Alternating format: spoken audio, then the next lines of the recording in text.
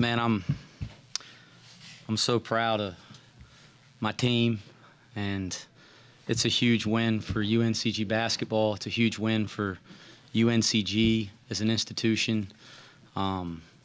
Georgetown, we have such immense respect for Georgetown and who they are as a basketball program, in the history of college basketball. I have so much respect for Patrick Ewing. Shoot, I grew up watching him, admiring him. That was the era that I grew up watching. And I think they have a really good basketball team. Certainly watching them in Madison Square Garden, last weekend, we were going, man, we got our hands full. And so saying all that, it's a huge win for our program. But I'm just so thrilled for our guys. I thought they just battled. It didn't go our way the whole game, which those are some of the most meaningful games as a coach, when it's not like you're clicking in every single way and facet, but you just kind of find a way. Like we had Isaiah in foul trouble, most of the game, James in foul trouble most of the game, and I thought our depth was humongous. I thought our depth was one of the biggest factors of the game. You look up and guys that haven't contributed to that extent all year, that are freshmen and sophomores in our program, and I was really proud of that. And again, Caleb Hunter going down too. I mean, we had a lot of adversity that we haven't even faced this year, and to do it on this stage against a program like this, just super proud. Coach, you went 1-2-2 early in the first half, got you back in the game, and you rode it throughout. Is that something you normally play, or was that just an in-game adjustment? Yeah, we play our three-quarter court pressure pretty much every possession of the year. We've done that. This is our fourth year doing that now. Maybe in a situation we may not do it, but very few times do we come out of it in the course of the last 3.5 seasons.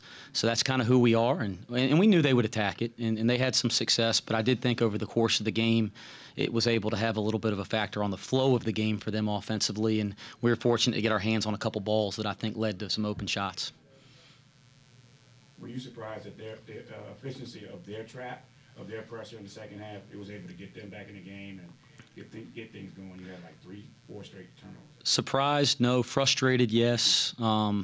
We saw on tape how effective their three-quarter court pressure was, and it's different. Like it starts with a two-guard front, and then they kind of match up, and then they kind of trap you. They trap the ball really hard and fly around, and we saw that they have had success doing that to everybody they played except Texas, because they didn't try to do it against Texas. So we were really concerned. We spent the last 2 days in practice working on it. I think these guys were frustrated at the end of practice yesterday because we were struggling to break it versus our scout team, and it did kind of turn the game back in their favor when we made a big run there to start the second half. So we weren't surprised. We watched a lot of tape on it, tried to prepare our guys, but it was very effective, and we didn't handle it well, especially in the last 14, 15 minutes of the game. What were you able to do to slow down Amir Yurtseven? He's phenomenal. We played against him when he was at NC State, so we're familiar with him. One of the things that we talked about coming into the game was we didn't want him to get into a rhythm, and we didn't want to give him the same look over and over. So we were trying to show him different looks to how we were guarding in the post. The other thing that we talked about is he's so good, he's going to make some shots around the basket playing in the post. But we wanted to make all those shots go over us, and we didn't want those to be from 2 and 3 feet. We wanted them to be more from 6, 7, 8 feet. We didn't do it perfectly over the course of the game, but I thought we were able to wear him down. He got way too many catches for me to be comfortable as a coach, but I thought our guys just battled the tail. Mohamed Abdul-Salam really gave us something guarding him tonight. We think he could be an elite perimeter defender, and I thought he made his shots difficult. Now, he's such a good player. He can make a ton of difficult shots, but I thought we made him a little more challenging by putting bodies in front of him when he went up to shoot the ball.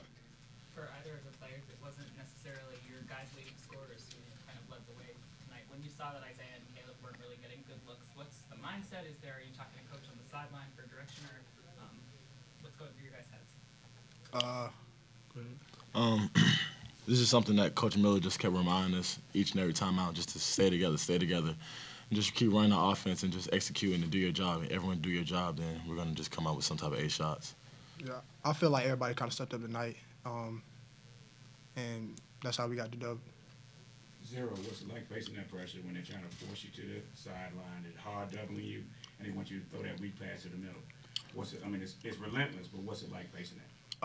It's a lot of pressure, but I feel like I did a good job of facing it and breaking the press. And this is what I've been doing ever since I was in high school. So I'm kind of used to this pressure already. So coming in here made it easier. that you kind of had extended stretches there in both halves, I think, when these guys weren't on the court and Georgetown wasn't really the team advantage. You mentioned the depth, but is that something that you're, telling your guys, okay, calm down, stick with it, or are they just kind of ready to go at that point? No, we've been talking about our depth since the summer with this team. And for this team to be a great basketball team, we have to utilize that depth. We're playing a lot of freshmen and sophomores, so at times we've utilized it well, and at times it's hurt us a little bit, to be frank. But that's what non-conference basketball is about. You're trying to grow, in the first 2 months of the season. So by the time we get to league play, we're playing 10 guys every night and wearing people down.